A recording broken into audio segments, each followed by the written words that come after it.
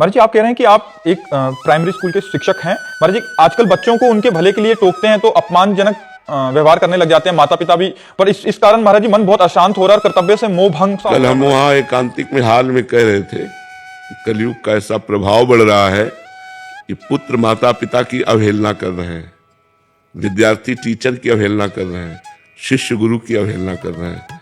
लाभ क्या मिलेगा? सब भ्रष्ट आचरण हो जाएंगे। बिना भय के विद्यार्थी जीवन में खेल कूद, खाना पीना, उद्दंडता, ये सब प्रिय लगती है। उसमें बैठकर पढ़ना और याद करना और ये सब थोड़ी अच्छा लगता है। नई अवस्था होती। और आजकल जो है मतलब यहाँ तक की रिपोर्ट कर देते हैं टीचर के प्रति। वैसे बोल देते हैं कि बाहर मिलो, हम देख लेंगे आपको। हाँ, बिल्कुल बिल्कुल। तो बाहर मिलो तो चुप रहो भैया, क्योंकि जब ये है तो फिर हम क्या उपदेश कर सकते हैं? मान लो हमारा अपनापन आपसे है, आप हमारे शिष्य हो, आप हमारे मतलब शिक्षा ग्रहण करने आए हो, तो उसी डांट से पढ़ाई होती है। नवीन अवस्था में डांट से ही पढ़ाई होती है, प्यार से पढ़ाई नहीं होती है। तो भैया बच के आप अपने लड़का बच्चा जिंदगी बचाओ, जैसे बोले वैसे पढ़ाओ और हाथ जोड़ के निकल आओ। चार लोग तुम्हें घेरे परेशान करे वो बात न करना। कलयुग है, ये ऐसा पक्का समझ लो, कलयुग है। इसलिए ऐसी अमर्यादित चेष्टा नहीं। शिक्षक गुरु होता है। हम लोग जब अपने स्कूल जाते थे तो हर शिक्षक के चरण छूते थे, ये शिक्षा दी गई थी, हाथ जोड़ करके चरण छू करके ऐसे। तो अब तो इसीलिए शांत रहो, जितना अवसर देखो उतना पढ़ा दो, फिर इसके बाद छोड़ दो भगवान के ऊपर कि तुम जो कर्म करोगे भोगोगे। अब डांट के बिना तो पढ़ाई नहीं होती है, तो पक्की बात है। शासन होना अति अनिवार्य है। अगर शासन नहीं होगा तो सब बिगड़ जाएगा। शासन होना अति अनिवार्य है, चाहे जिस डिपार्टमेंट में हो, शासन काम करता है। अगर अनुशासित नहीं है नीचे वाले तो फिर कार्य कैसे बनेगा? तो बात सही है, विद्यार्थियों से ज्यादा उद्दंडता अब नहीं ठीक है। अब तो बस चुपचाप राधे राधे जो अपना पढ़ा दिया, अपना निकल लिया। उनके माता पिता को बोलते हैं तो वो भी उल्टा नहीं बोलते हैं। हाँ बिल्कुल। तो फिर पता चलेगा जब थोड़ा बड़े होंगे, अपने माता पिता को अपने आचरण दिखाएंगे तो उनको पता चल जाएगा कि हमारा पक्ष लेने का फल क्या मिला।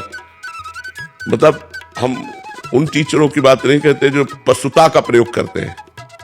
पशुता, बच्चों के साथ मृदुता और शासन, प्यार और शासन, पशुता नहीं।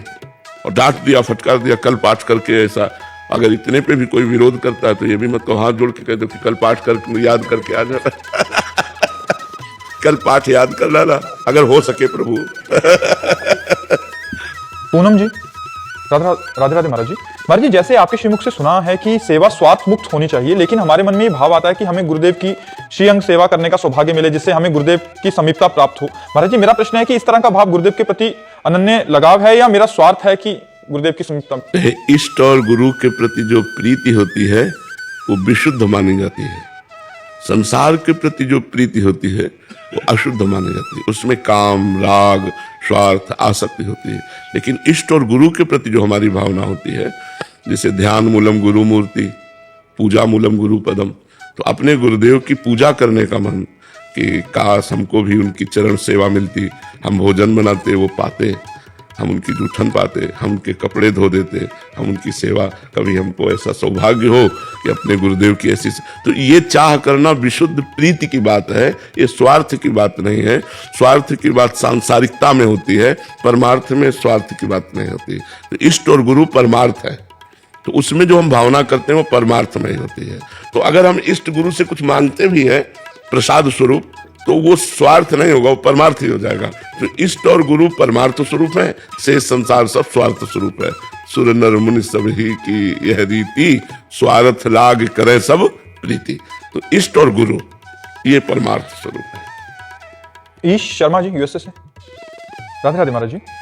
महाराज जी, परिवार के संबंधों और करीबी मित्रों से जब अधर्म या गलत आचरण दिखता है तो मन में एक चिड़चिड़ाहट, मलिनता सी आ जाती है। राधा नाम जप करने के बाद भी महाराज जी उन्हें सही रास्ते पे लाने का प्रयास करें या उनको जैसे है पहला तो प्रयास होना चाहिए, पहला हमारा प्रयास होना चाहिए।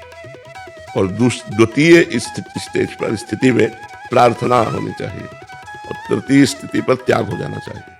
पहले हम प्रयास करते हैं, फिर प्रार्थना करते हैं कि आप सुधर जाओ, और नहीं सुधरते तो फिर हम दंड नहीं देते।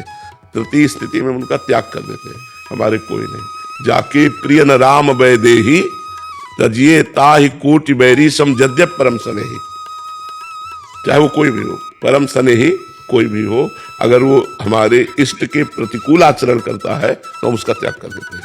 ये महापुरुषों की बात है। जो हम पहले जैसे हमारे परिवार के सदस्य हैं, रिश्ते नाते, तो हम समझाने की चेष्टा करते हैं, प्रार्थना करते हैं। जब वो अपनी आदत से बाज नहीं आते हैं तो हम उनसे दूरी बना लेते हैं। दूरी बना लेना फिर उचित है। पहला प्रयास, द्वितीय फिर हम प्रार्थना, तृतीय दूरी बना लेना। शिफाली जी वृंदावन से। जी हरिवंश गुरुदेव। श्री हरिवंश महाराज जी। महाराज जी आप कह रहे हैं कि आपको भी और बहुत सारे भक्तों को वृंदावन प्राप्त करने के लिए बहुत रोना पड़ा है महाराज जी। महाराज जी और बहुत व्याकुलता हुई है, पर हमें तो सहज में ही वो धाम मिल गया महाराज जी। ऐसे में धाम के प्रति और महत्व बुद्धि कैसे आएगी ताकि समय आने पे छूटे ना महाराज जी? कोई इसका प्रश्न है। इंजन बनाने में बहुत समय लगता है, लेकिन डिब्बा में तो समय नहीं लगता ना। और बैठते लोग डिब्बे में ही अधिक हैं, और डिब्बे में कोई सामर्थ्य नहीं है और 100 को पहुंचा देता है स्टेशन तक। तो ऐसे हम लोग आचार्य शरणागत हैं। तो आचार्य कृपा हुई और वृंदावन वास मिल गया।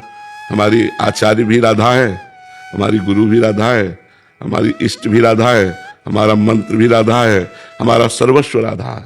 राधा ही वेष्टम संप्रदाय कर्ता आचार्यो राधा मंत्रदा सद्गुरुश्च मंत्रो राधा यस्य सर्वात्मनैवम वंदे राधा पाद पद्म प्रधानम। तो जिनको वृंदा विपिन है कृपा तिलय की होए, वृंदावन में तब तो रहन पाए है सोए। श्री जी की कृपा आपके ऊपर हो गई तो सहज में वृंदावन वास मिल गया। नहीं वृंदावन वास कठिन मोरी माई, संतों ने कहा वृंदावन वास कठिन मोरी माई, बड़ा दुर्लभ है वृंदावन। वृंदावन मिल गया तो प्रिया प्रीतम मिल गए। आप खूब डट के भजन करो, कोई गंदे आचरण ना होने पाए, बस इसी से आनंद प्राप्त हो जाएगा। एकता शर्मा जी अहमदाबाद से। सतगुरुदेव भगवान के चरणों में गुरुदेव आपके चरणों में कोटि कोटि प्रणाम। महाराज जी अगर गुरुदेव स्वप्न में आकर उपासना या गुरु प्रदत्त मार्ग से सम्मिलित कोई आज्ञा करते हैं तो ऐसे में उसको स्वीकार कर सकते हैं हर बात? क्योंकि प्रगट में यदि गुरुदेव विराजमान हो तो पहले उनसे निवेदन करे कि ऐसा ऐसा हुआ। अगर वो हाँ कहते हैं तो वैसे ही कर ले, अगर ना कहते हैं तो वो मन की चाल थी। वो मन ही गुरु बन करके दर्शन करा रहा था, वो मन की चाल थी, हम उसे नहीं मानते। पहले प्रगट गुरुदेव से हम सहमति लेते हैं कि आप स्वप्न में हमें दिखाई दे, आपने कहा ऐसा करो, तो क्या ऐसा करें? वो कहते हाँ करो, तो फिर कर लेना चाहिए। अगर वो कहते नहीं तो वो मन की चाल थी, भी नहीं करना चाहिए। सत्यनारायण जी। राधा वल्लभ श्री हरिवंश महाराज। श्री हरिवंश महाराज जी। महाराज जी जब भजन थोड़ा बढ़ने लगता है तो मन में एक अहंकार पैदा होने लगता है कि मैं दूसरों से श्रेष्ठ हूं क्योंकि मैं भजन कर रहा हूं। महाराज जी इस भजन के अहंकार से कैसे बचें? भक्त नामावली का पाठ करो। भक्तों की कृपा से अहंकार का नाश होता है। जिनकी संगति रहे